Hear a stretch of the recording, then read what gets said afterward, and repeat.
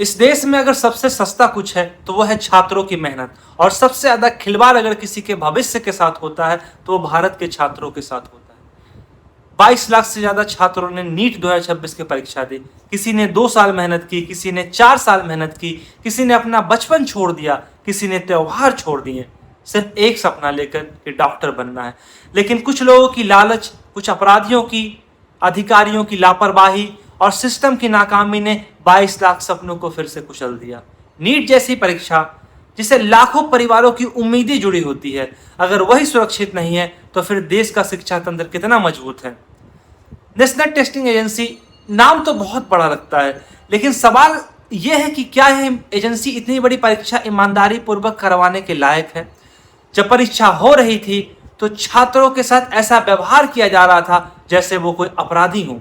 उनके जूते उतरवाए गए, कान की बालियां निकलवाई गई, चेन, कड़ा, धार्मिक प्रतीक हटवाए गए, हिंदू बच्चों के जनेऊ निकलवाए गए। इतनी सख्ती छात्रों पर की गई जैसे वो कोई अपराधी हो, किसी आपराधिक गतिविधियों में संलिप्त हो, लेकिन फिर भी पेपर लीक हो गया। अगर बच्चे इतनी चेकिंग के बाद भी कुछ अंदर नहीं ले जा सकते तो पेपर बाहर कैसे चला गया? क्या नियम सिर्फ छात्रों के लिए है? क्या अधिकारियों की कोई जिम्मेदारी नहीं है? हर साल यही होता है, कभी पेपर लीक, कभी रिजल्ट में गड़बड़ी, कभी ग्रेस मार्क्स विवाद, कभी सेंटर पर अव्यवस्थाएं।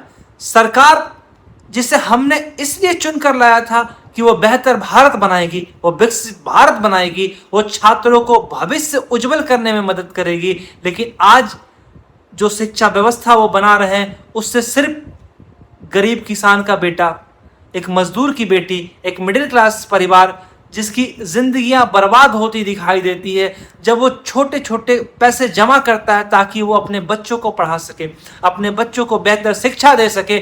मगर इस तरह की घटनाएं पूरे परिवार को तोड़ती है, उन छात्रों की मनोबल को तोड़ता है जो बरसों तक मेहनत करता है, लेकिन फलस्वरूप वो इस सिस्टम के आगे टूट जाता है क्योंकि उसकी मेहनत को कुछ लोग कुचल देते हैं सिर्फ पैसों के दम पर।